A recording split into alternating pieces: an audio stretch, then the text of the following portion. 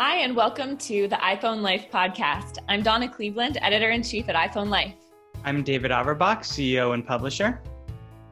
Welcome to our 134th episode, where it's getting way up there, David. Getting up there in our second one in quarantine, which is a little bit depressing. I know. As you can see, we are recording from our home offices, and today we're going to talk to you about the iPhone SE, which is Apple's newest phone that they had a virtual release of last week, I believe. And we're going to talk about AirPods rumors. And then we also have content to help you stay connected at home during this time of social distancing, during the coronavirus pandemic. So we've got some great FaceTime tips for you. We have content that David and I have been enjoying during the quarantine that we'll share with you. And also apps and gear. So stay tuned. And last but not least, we're going to be discussing how your kids and grandkids can use their iPhones to stay connected during this time. And I have an interview with my stepson, so that'll be an experience. And yeah, spoiler, it's adorable. You should definitely stick around for it. All right, first we'll tell you about our sponsor, which is Bridge. So I'm really excited to tell you about our sponsor, Bridge. They're a new sponsor. I haven't had a chance to talk to you guys about it. They're one of those sponsors where every once in a while I have a product where I just fall in love with. And so I go out and I convince them that our audience needs to hear about them, and that's Bridge. And we've used Bridge for years in the office. It's a high quality iPad keyboard.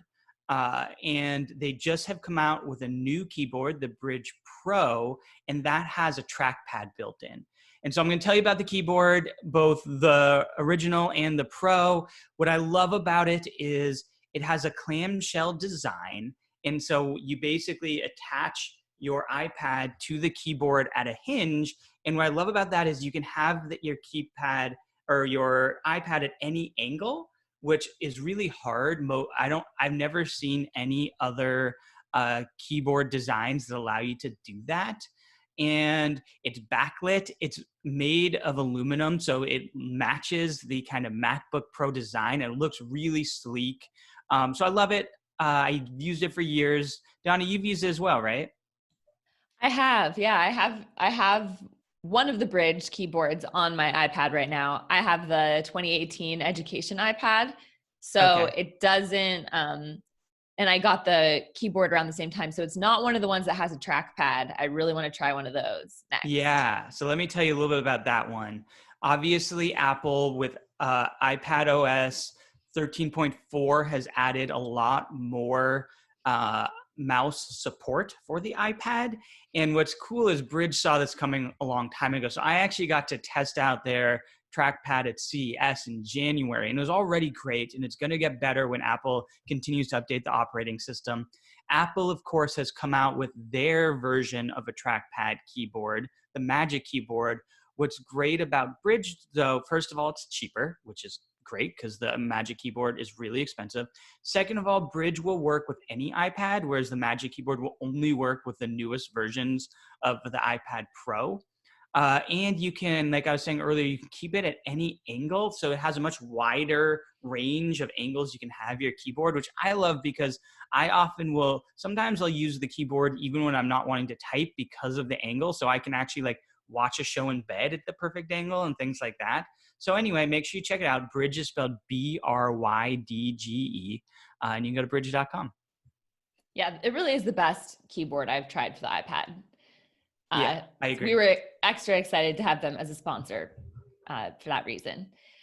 Next, I want to tell you about our daily tip newsletter. If you go to iPhoneLife.com/daily tips, you get a free 1-minute tip in your inbox every morning that teaches you something cool you can do with your iPhone. So it's a really easy, free, low commitment way to start mastering your phone.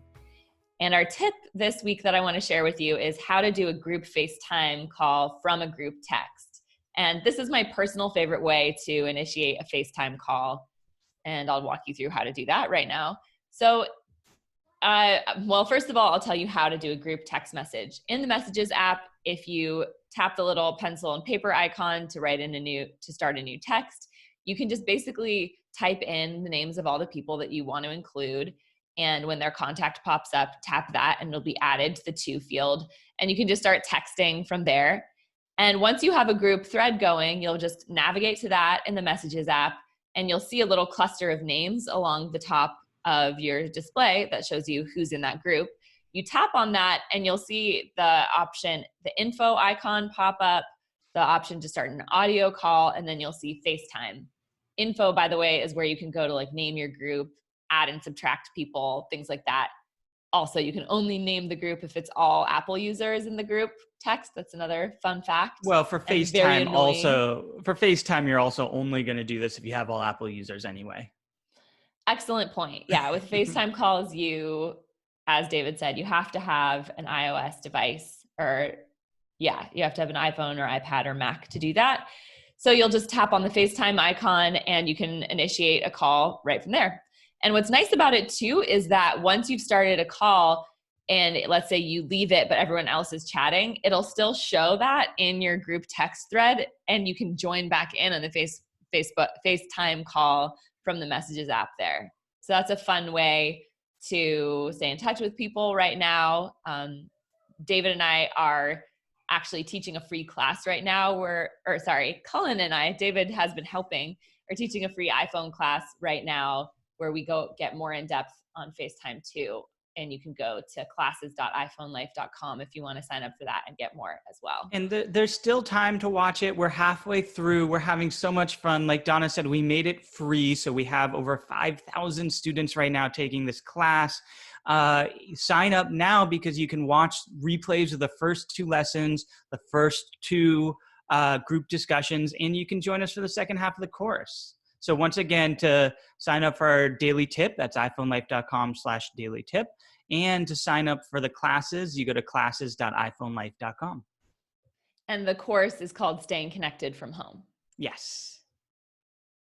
Okay, we have a couple comments from listeners from our last episode. David and I talked about Apple's new efforts in contact tracing. So Apple's partnering up with Google and are looking at ways to use your phone to track who has the coronavirus.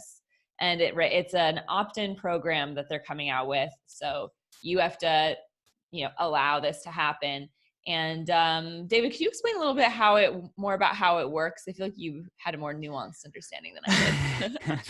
I don't know how nuanced, but basically Apple for a long time has been doing this to better track Apple devices for the Find My feature, so that if you lose your device, you can find it even if that device is not connected to Wi-Fi.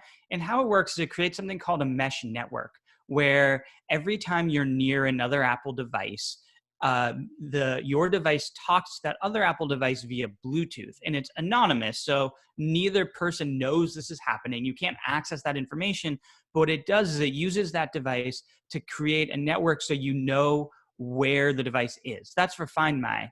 For this feature, basically every time you come in contact with somebody, and I believe, Donna, it's within 6 feet for more than 10 minutes. Is that correct? I'd have to look in the notes from last episode, but it was something like that. It was definitely a more extended period of time than I expected. Yeah. It wasn't just like if you came within 6 feet of a person, it had to be for a few minutes. Yeah. So when that happens, Apple will anonymously track everybody who you're coming in contact with. And now, of course, they're partnering with Google. So if you're coming in contact with an iPhone or an Android phone, it'll anonymously track that. And then if someone is diagnosed with coronavirus or COVID-19, when that happens, you enter into the app that you tested positive, and then it will anonymously notify everyone who you've come in contact with, and it would suggest that they then self-quarantine so that they don't spread it. And that's get tested if testing's available. Yeah, and get tested if testing's available. And the thing about it, the reason why that it's exciting or it has potential is that it allows us to interact in society, go back closer to how we were before this while still remaining safe. Because if somebody's diagnosed and the people who they come in contact with self-quarantine, those people who did not come in contact with anybody who has COVID-19, they don't need to quarantine anymore. So that's the positive side of it. The negative side of it, of course, is there's a lot of privacy concerns about having a private company have access to information, especially Google, who advertises and would love to track everybody and when they come in contact with. And B, there's a lot of concerns around what happens if you make it mandatory. And that's if the government comes in and makes it mandatory and it becomes this privacy issue. And if it's not mandatory, then it is less effective. And that's something, Donna, I know you wanted to talk about from that article you're reading. Yeah, well, Fast Company came out with an article yesterday that talked about the challenges between making it opt-in or not, and just looked at other countries and what they're doing. And South Korea, for instance, is making it mandatory for people to use the app, and it is really successfully flattening the curve. But there have been some major issues in terms of the way that South Korea is using people's information and sharing. I can't remember all the details of it, but it just, like, users really have no control over how their information is being used, Well, including things like their medical histories and activities and places they've been and things like that. Yeah. So it's pretty disturbing. And they kind of profile the person a little bit, which is creepy. They're like a 28-year-old female who works in a bar in this area, and they give enough information where I guess the idea behind that is giving enough information. If you add a little bit of a story to it, it scares people. It allows people to latch onto it and then take it more seriously. But it's also, from our American standards, Americans have a really hard time with that violation of privacy. Yeah. So then on the other hand, Singapore, which Singapore does not have a mandatory program, and only 16% of people have opted in, but you need about 60% or more to join the program in order for it to really be effective. So basically, this article is making the case of why we need to figure out ways to design the user interface for contact tracing that makes people want to opt in. And, making them feel good about themselves, that they're helping humanity, reassuring them of how their information is being used and not being used, and also finding ways maybe to give incentives to people to want to use it. So it seems like it's a real challenge. I'm going to read a couple notes from our listeners from last episode, because we asked people whether they would opt in and whether they would feel comfortable with a mandatory contact tracing program. And here are the two responses that we had. No, I would not want them tracking me. Not that I have anything to hide. It's weird enough when sometimes on a Tuesday night when I get into my car, my maps tells me it's 12 miles to the place I go country dancing. That is not good, and scared me that my phone knew that every Tuesday night that is what I do. Have a blessed day, Jan. I loved that. It's so true. It is creepy when your phone knows these sort of things about you. Yeah, no, isn't it? It's definitely a good point. And I can see how even if people feel comfortable that this is a really good cause, that setting the precedent for your phone tracking private information about you without getting your consent is disturbing. Mm-hmm. So here's our second note. Oh, how quickly we are to give up our civil liberties and protections. Seriously, you trust the government to not figure out ways to use that info against you or your neighbor? Remember the HIPAA laws and how some judge said, yeah, but I want the police to have your test results so they can control you? The real answer is quarantining the sick, protecting the vulnerable, possibly through quarantine, and leave the rest of us alone.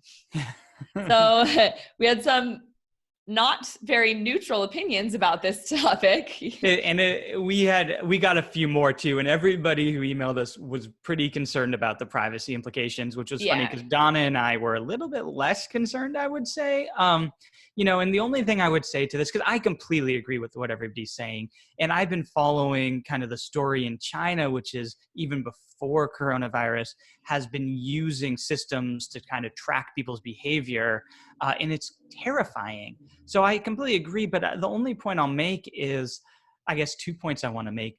The first one is we just don't have adequate testing right now. And so it's really, in a perfect world, if we could test everybody, or if we could regularly test a large percentage of the population on a weekly basis, this wouldn't be a debate we would have to have.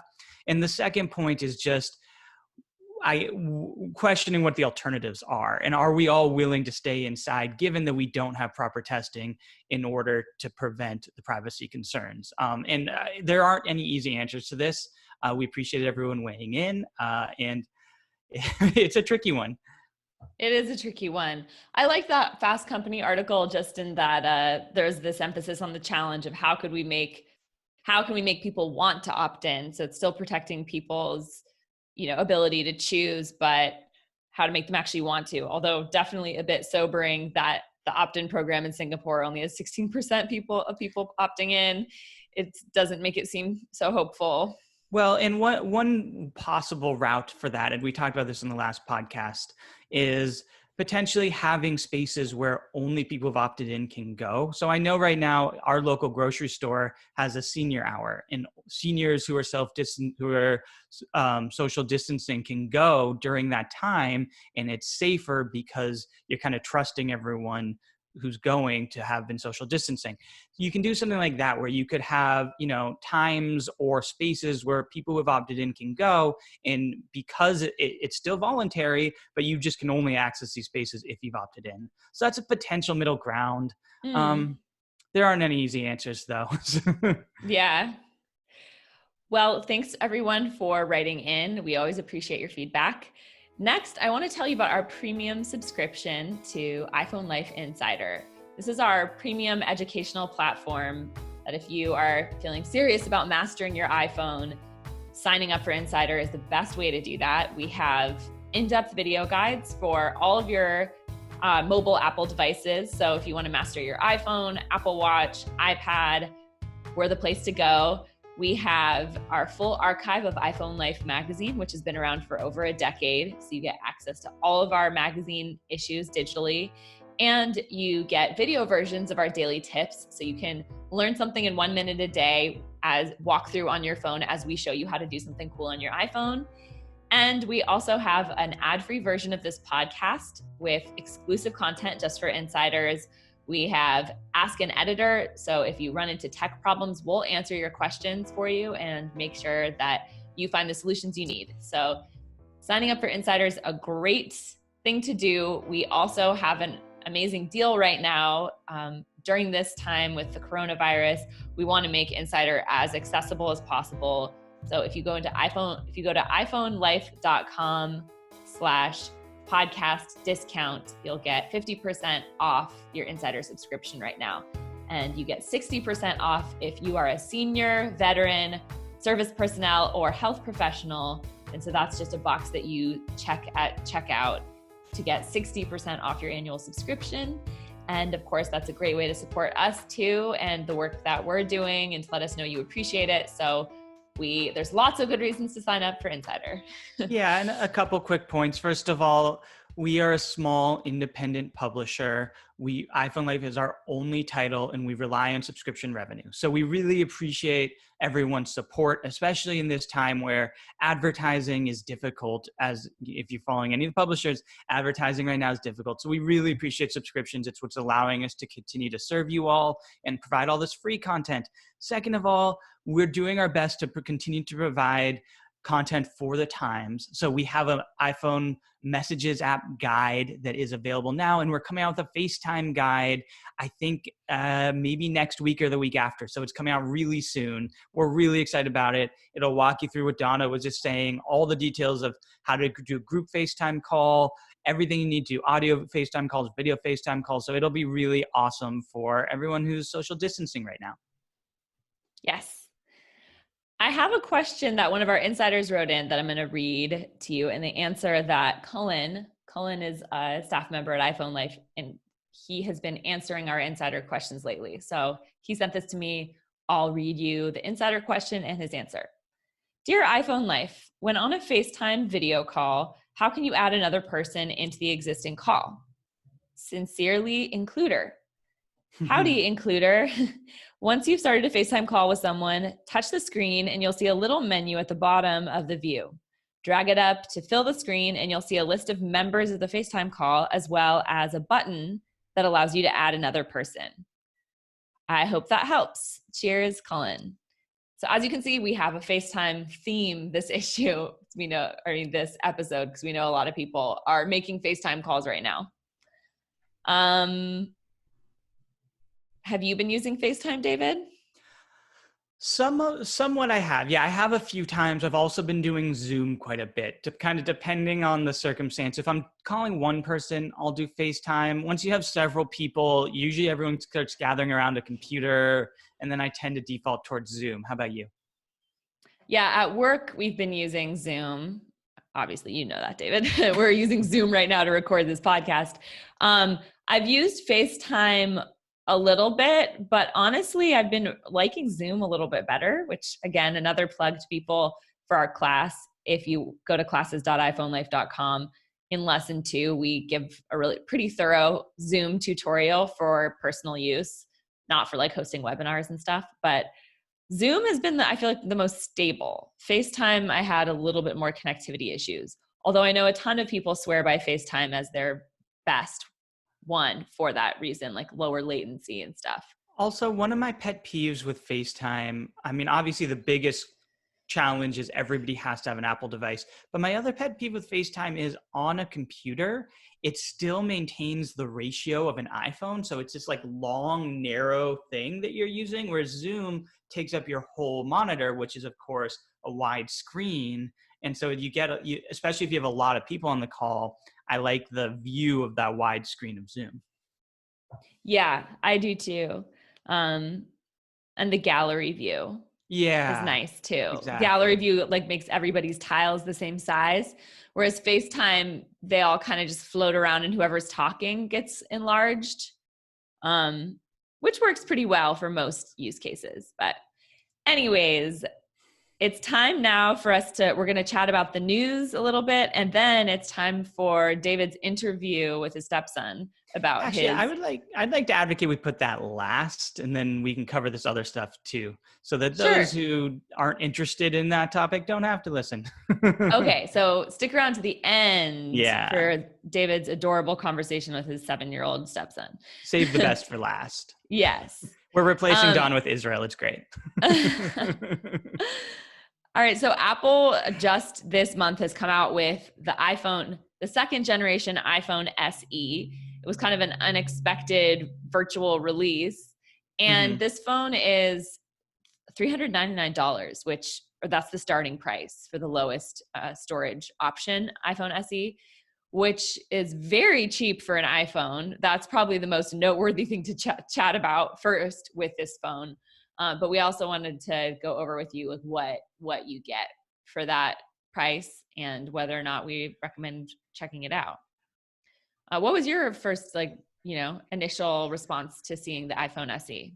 I mean, my initial response was surprise, because usually we don't get these iPhone announcements kind of virtually and no conference and all that. But overall, I'm really impressed by the iPhone SE. First of all, I kind of like that they're keeping that form factor around. For some people, it's a disadvantage because it's a smaller phone, a smaller screen. But for a lot of people, they like those smaller phones. I know a lot of our listeners and readers don't love Face ID and prefer Touch ID. So the fact that, you have a phone with a home button still, I think is nice for people. And just, they packed a lot of features for a phone at that price. They have a surprisingly nice processor, which is usually the reason why I always tell people to not get those cheaper iPhones, is the processor. So overall, I think it's a great option for people who aren't power users or people who want that smaller form factor. What do you think? I agree. I think the timing of releasing the phone is smart too, just because a lot of people are wanting to be more conservative with their spending right now. So getting an iPhone that's like almost half the price of or more than half the price of a lot of iPhones, and almost half the price of the iPhone 11, which was kind of considered the more budget iPhone before this, I think is just really compelling. Also, I noticed that even though it just has one lens, which at this point, most new iPhones have 2 or 3, I saw that it does allow through the software for you to take portrait photos. They're not going to be as high quality as the portrait photos that you can get on the iPhone 11 Pro, but still, I thought it looked, it's nice that you're not missing out on a lot of those good features. The new processor, like you said, is great. I mean, for myself, I love Face ID, so I would miss that. But I'm curious actually to hear from listeners on how they feel about Face ID, how well it works for them. I know most of the people that I know who complain about it not working well wear glasses. And I know that can, like, you can set up Face ID with your glasses on, but still it seems like there have been issues for people with that. My impression is most of the complaints I heard about Face ID were kind of in the early days of Face ID, and that it's gotten a lot better. It's certainly gotten faster, and I think it works pretty well for me. I mean, just to kind of counter the points I was making, because I was saying a lot of positive things, this is not a phone I will ever buy. Like, I'm never considering this phone. I love the complete edge-to-edge display of my iPhone 11 Pro. I love the OLED display. I want the fastest processor. And I think cameras are an underrated thing, that people, they don't often buy a phone for the camera, but we all take all of our photos on a smartphone now, and having a low quality camera, I mean, I don't want to call it low quality, but I love having a really high quality camera.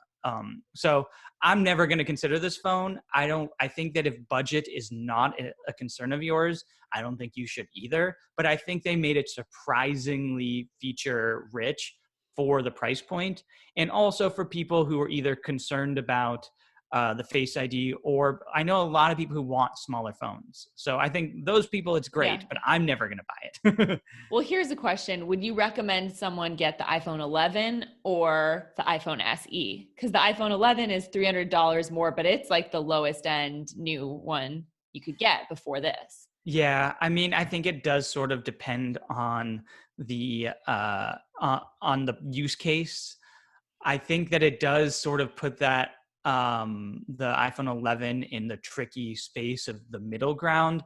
I still think that I would recommend the 11 though. I think that edge display is great. Personally, I love Face ID. I think the display on it is still really nice, even though it's not OLED. It has 2 cameras now, right?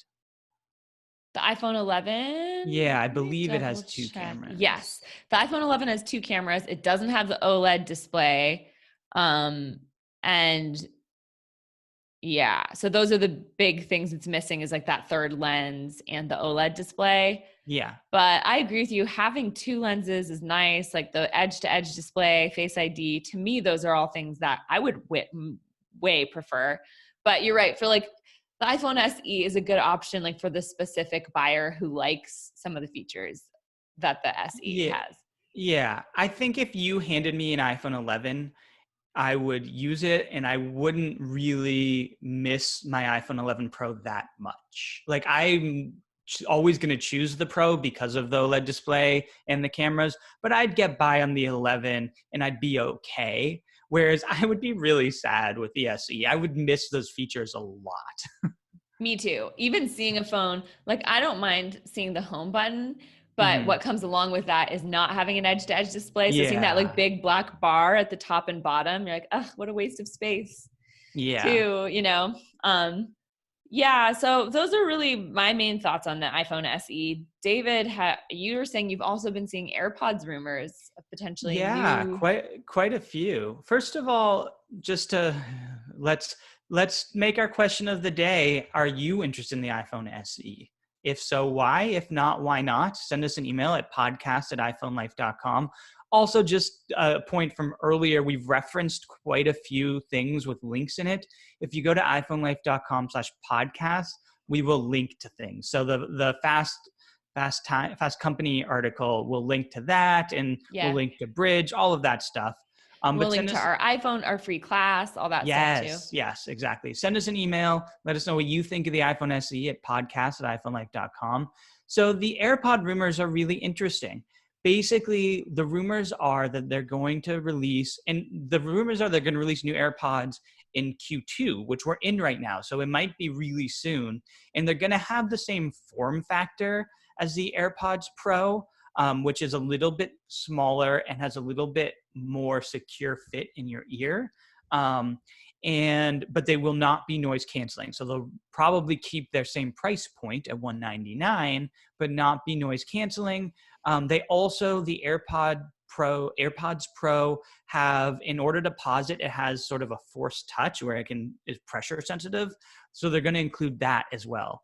And coming soon. Yeah.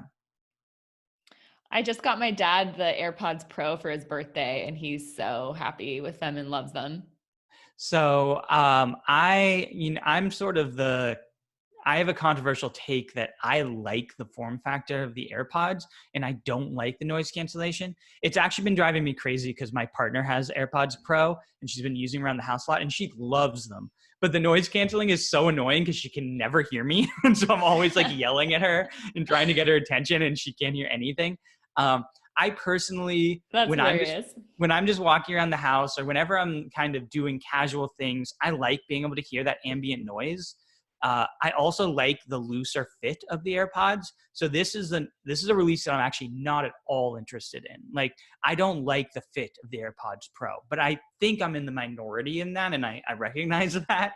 But the AirPods Pro are really popular, and they're great headphones. And then I don't know. Would you be interested in the new AirPods? I would be. So my thought on the AirPods Pro, from just commenting on what you said, I also, as you can see, I'm wearing right now the original AirPods, or it's the second gen that I have now because they have the wireless charging case, which is great. And I do, for work, I love the way that these just kind of like lightly fit in your ear, and it just feels like a very low commitment to put them on and wear them, and like I hardly feel them, and it's so nice. Yeah. For running, it's not ideal. Like I do wear them running and out on walks, but they have fallen out before. I'm a little like worried the whole time about them coming out. I've borrowed my husband's AirPods Pro when I've gone on jogs, and I think as far as fitness earbuds go, they don't give me that really like sealed off feeling where it's like really like my ear is plugged up and I can't tell what's going on. Like it's still that kind of like nice lightweight feeling, but does feel more secure. So I really liked them for outdoor use, and the sound I noticed was better. Not like that much better, but I definitely noticed a difference. And so I think that like if I was buying a new pair right now, like I'm not planning on upgrading because I like the ones I have, but I would go for the Pro. Okay, interesting. Line. Oh, Yeah. you'd go for the Pro as opposed to, so you like the noise cancellation. You go for the Pro, Yeah. You wouldn't go for the new AirPods that don't have noise cancellation with No. the secure fit. Okay. I wouldn't. Yeah. Because I think having the options is really nice, and it still felt comfortable enough that I could wear them while I'm at work. Gotcha. So overall, I liked that. Just to address one small thing, because whenever we're in the class, I don't know if you notice this, Donna, because you're always talking, we get like 5 people each time asking why you're wearing AirPods. So I just want to explain that for a second. When you're doing a Zoom call, sometimes what happens is the microphone you're using picks up the audio from the speaker, and you end up getting this awful echo that can ruin the audio quality. And so if you put earbuds in, then that prevents that because the microphone can't pick up the sound. It's in your ears. It's actually a nice tip for anybody who's having this problem. It's something that we do sometimes to prevent that echo. I've actually moved away from it, as you can see. The reason is I think Zoom does a pretty good job with noise cancellation, although if we finish editing this and that is not the case, I will apologize to everyone. But that's why Donna's AirPods in right now. Yeah, I can't hear any echo with you, so that's great. But yeah, I think that is a really good tip to give people if you're planning, especially any like length of time type of video call. Make sure you have some headphones on hand. Yes. Okay, so next we want to tell you about some apps and gear, and then we're going to talk about content we're enjoying during the coronavirus. David, do you want to start us off with some apps and gear? Sure. I am writing an article for the upcoming issue of iPhone Life magazine on AirPlay 2 speakers. Being home all day, I've been really missing having music, and I wanted to have speakers, and I felt like everybody else would enjoy having, because we're all home all day, would have speakers. So I've been reviewing a lot of AirPlay 2 speakers, and I want to tell you about one of them today. I'll probably mention a few more, and certainly you all can read my article when it comes out. But first, I want to talk about AirPlay 2, because I know it's one of those kind of Apple technologies that a lot of people aren't familiar with. Donna, do you have any AirPlay 2 speakers? I don't. Okay. No, I don't. I was gonna say, I feel like I've tried them before, the Libertones, Yes. but I don't have it anymore. I must have put it back in the pile at work and someone Oh, else that's took funny. it. We have So like a community pile of iPhone gear that we let people, staff try. So let me explain AirPlay a little bit to you guys. First of all, as the name implies, AirPlay 2, this is the second generation of this technology. And part of the reason why a lot of people don't have it is because the first generation was kind of a flop. Actually, the first article I ever wrote for iPhone Life was about AirPlay speakers, funnily enough. This was the original AirPlay speakers back in, I think, 2012 or something like that. And the reason why it was a flop was that it just wasn't stable enough and the audio kept dropping. Part of that was Apple's fault. They didn't make it stable enough. Part of that, though, was that people just didn't tend to have very good routers back in 2012, and we've all gotten better routers since then. So how AirPlay works is basically it streams audio over your Wi-Fi through the router. And so Bluetooth, you pair with a speaker and you connect directly to the speaker.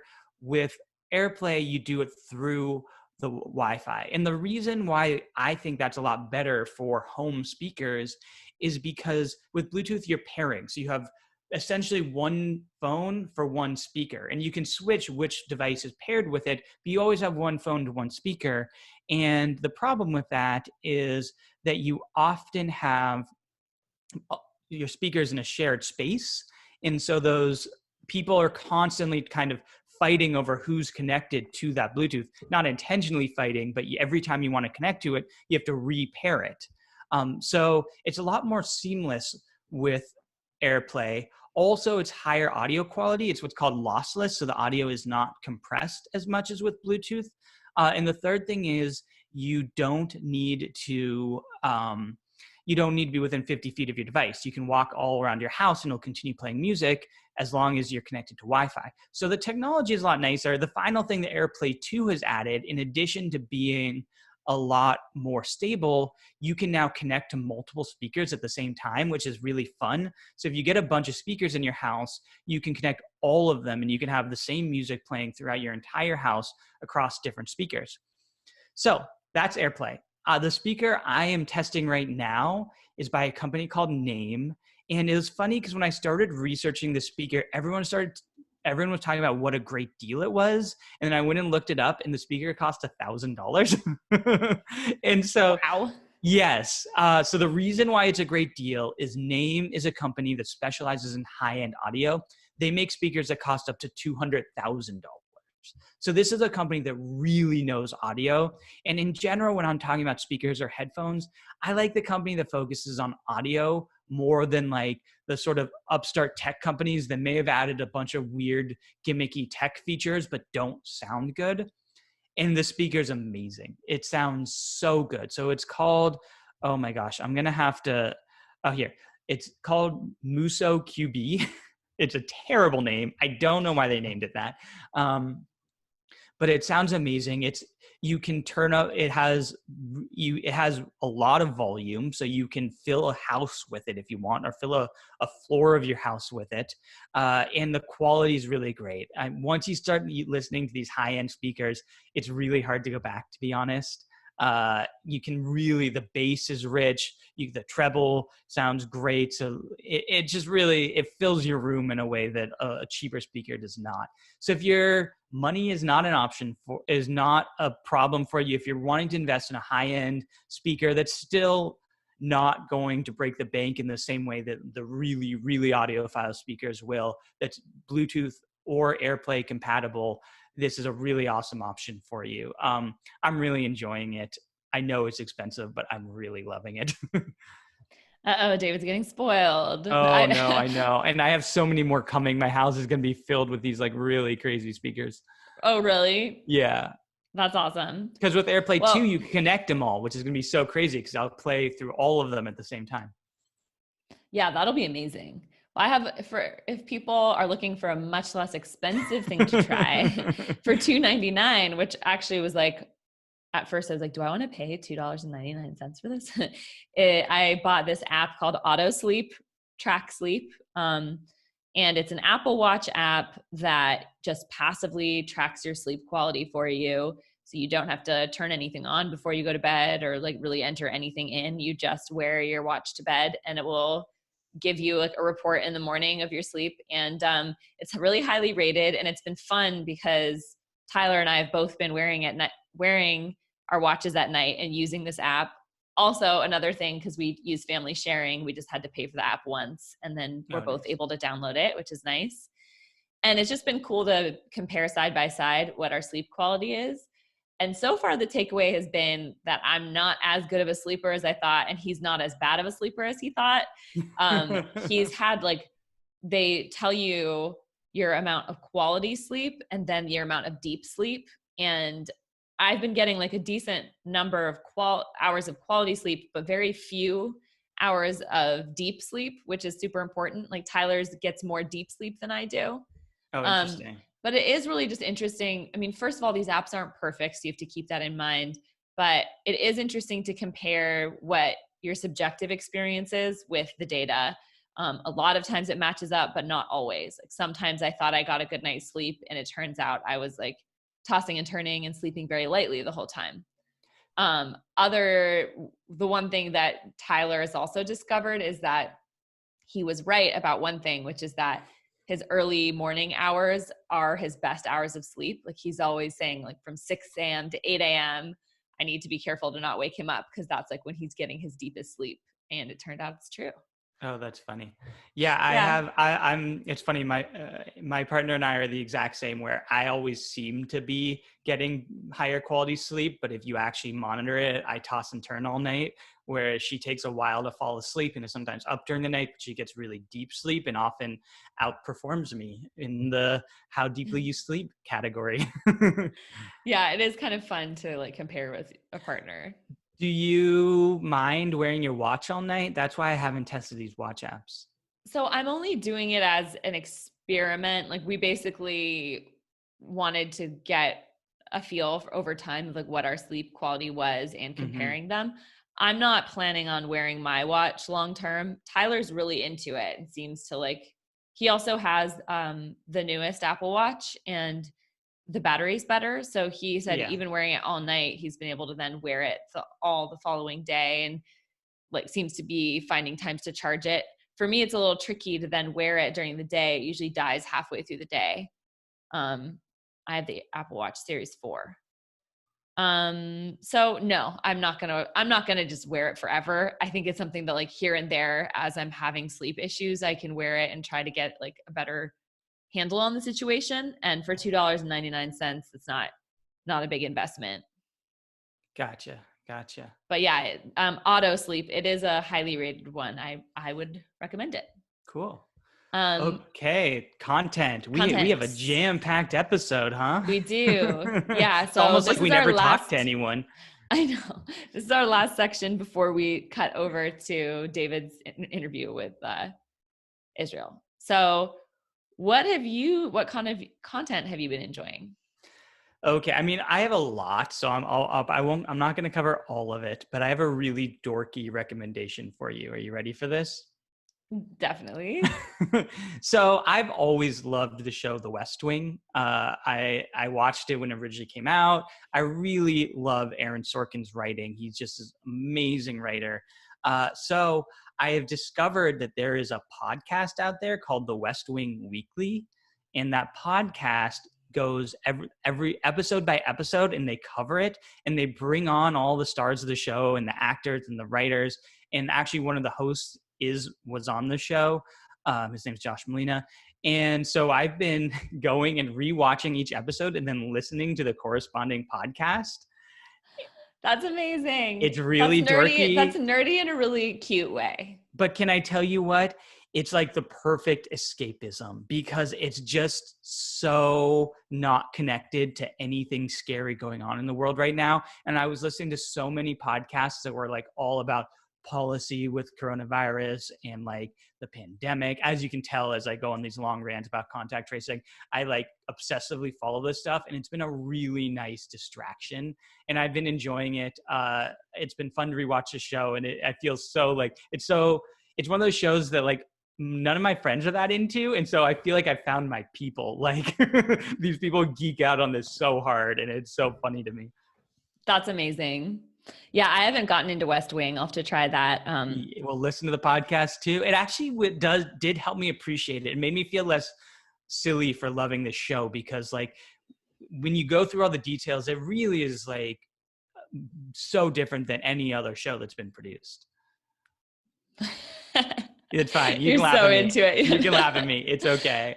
Well, another show that I'm coming really late to the game on is Homeland. I just finished season 1. There are 8 seasons of Homeland, and it just finished. But it's funny.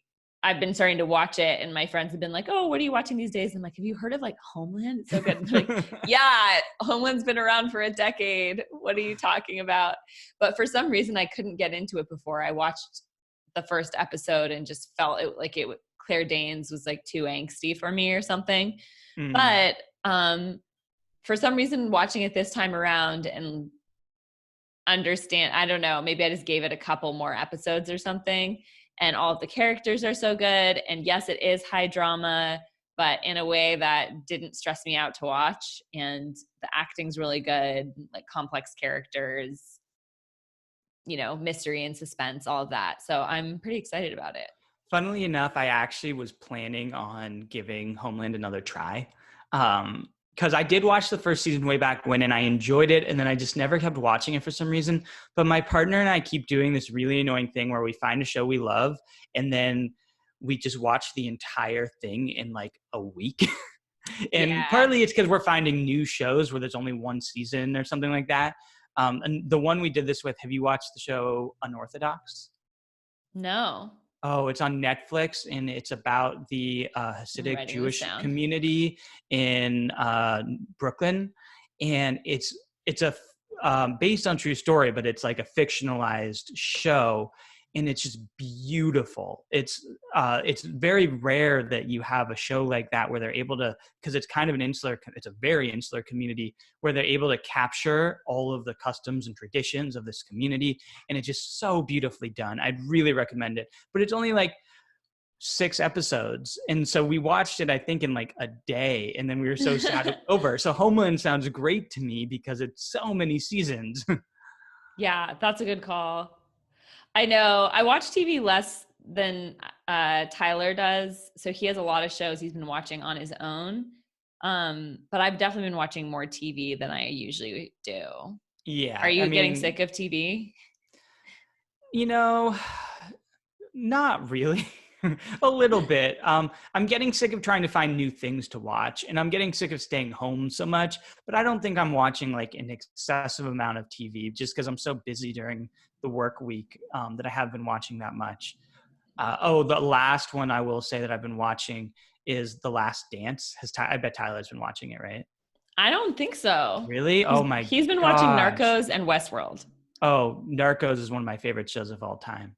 I love Narcos. The Last Dance is a documentary series about the final championship of the Bulls. So it's Michael Jordan's last season with the Bulls. Yeah, he is watching that. Of course, I didn't know what it was called. He was he was just like saying it was a show about Michael Jordan, and he's been so excited every Sunday night.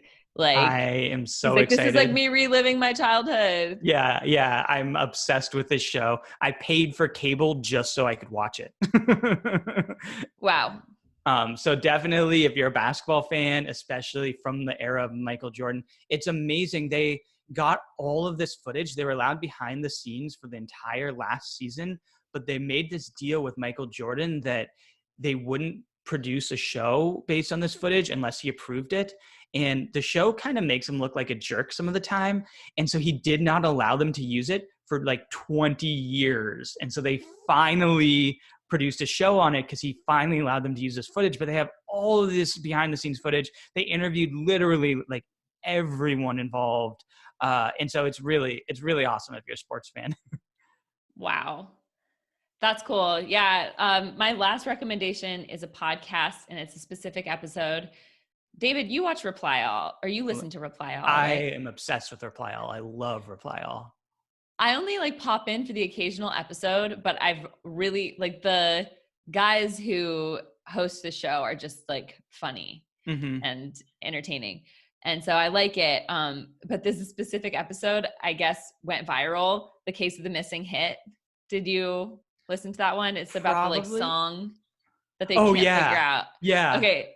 So it's just like, I just found myself cracking up like the whole time because they help this guy. This guy has a song stuck in his head from childhood. He remembers like the whole thing, but nowhere on the internet can he find this song, like any trace of this song actually existing. So they help him find it. They have to like actually recreate the song. So he like sings it and like he remembered all of the instrumentals and everything, and they have like a real band recreate it. It's just, and they, well, I won't spoil what happens, but too late. Watch it. It's amazing. It is really good.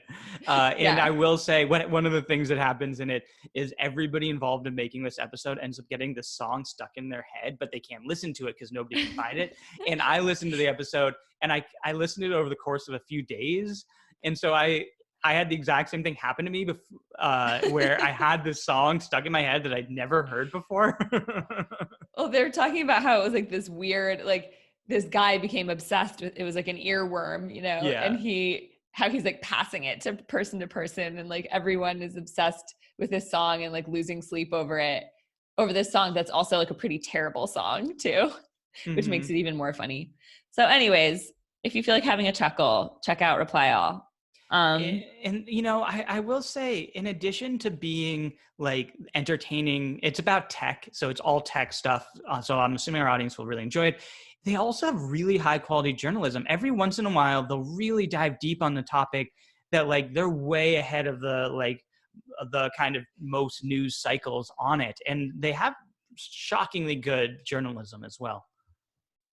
I should listen more often. I was impressed with all like the amount of effort they put into finding this song in terms of like journalistically like, tracking things down. So that was cool. Yeah. Okay, now without further ado, we are going to cut over to David's interview with his stepson, Israel, who is 7 years old, right? Yes. And before we launch into it, I just want to say we had a little bit of trouble with the audio and video for this episode or for this interview. Just partly because we're at home and partly setting up an interview with the 7-year-old. It was a lot of challenges. So I apologize for that ahead of time. Thank you all for your patience with that. Hello and welcome to the iPhone Life podcast. I'm David Averbach, CEO and publisher. I'm here with Israel Maselli, my stepson. Hi. Israel, thanks so much for joining us today. Thanks for having me. So we have been quarantined for, how long have we been quarantined for, Israel? About 3 weeks or more. We've been quarantined for about 3 weeks together in this house. So for the podcast, we're working with what we got. So today we're going to talk about how kids use their iPhone and how Hannah, my partner, and myself are working with Israel to help make his iPhone a productive tool for him, using for education, using, managing the games and screen time and all of that. So my first question for you, Israel, is what iPhone do you have? I have an iPhone 7 Plus. Okay, and how long have you had it for? A year or so. So you've had it for about a year or so. What is your favorite part about owning an iPhone? That you can contact people whenever you want, or call, text. So Israel, of course, goes back and forth between his dad's house and our house. He also has a lot of family in town. So one of the reasons we got him a phone, how old are you? Have we asked that yet? You already said I was 7 years old. You're 7 years old, and what grade are you in? First. So one of the reasons we got him a phone, and what for a lot of people is probably a little bit young, is because he's getting passed around from house to house so much. It's really nice for him to be able to stay in touch with the people who he is not at their house with, and B, it's easy for us to always know where he's at, and he always has a phone in case, say, he needs to be picked up or something like that. So Israel, who would you say you call the most in text? I think I text like you a lot and my dad, and I call the most. I don't really call a lot of people. They're all busy. So yeah, you text us, you text your dad. What about your grandparents? Do you call and text them? Not really. You do sometimes, Grandma Lucy. Okay, so in addition to your favorite part of owning an iPhone, what's your least favorite part about owning an iPhone? This iPhone, I don't like that you guys can track where I am.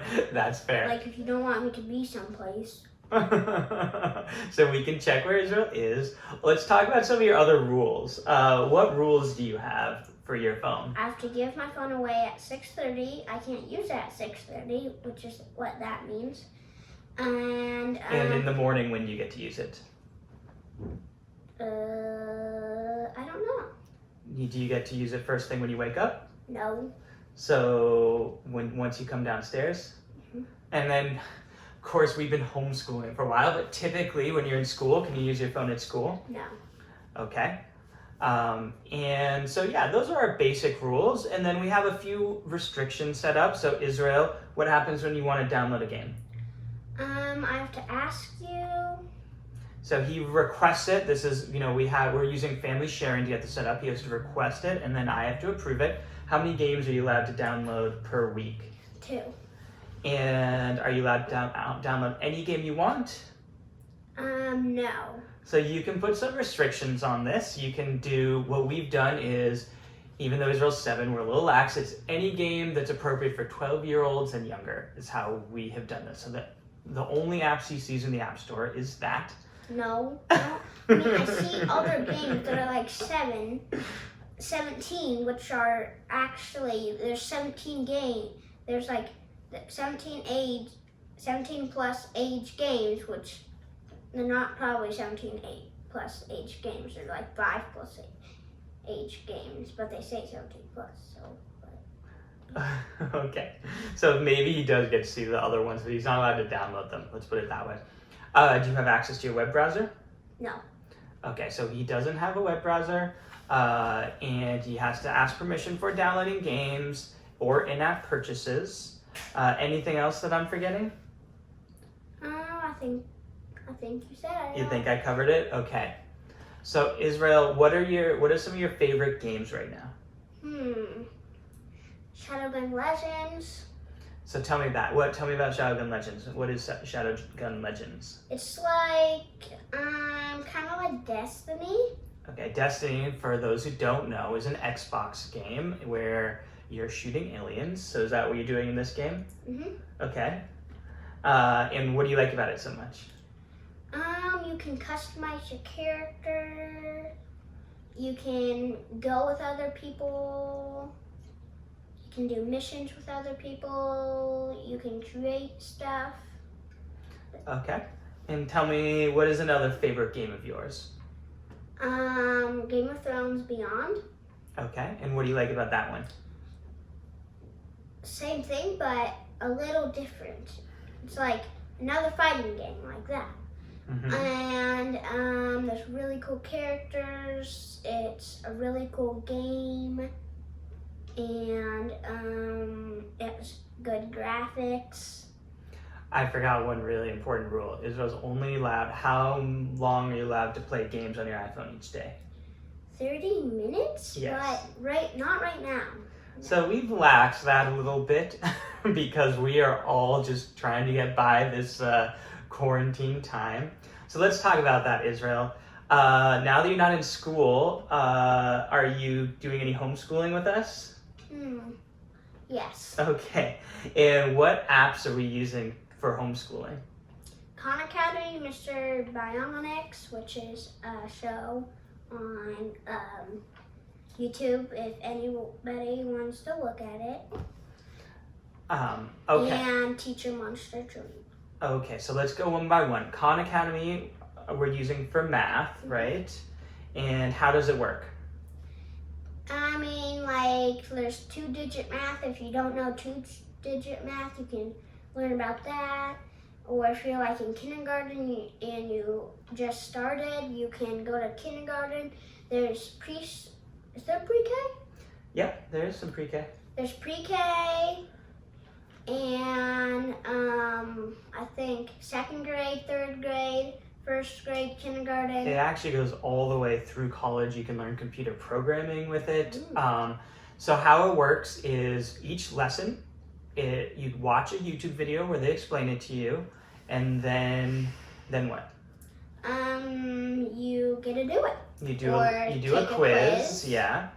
Which is there's not many quiz in like one grade.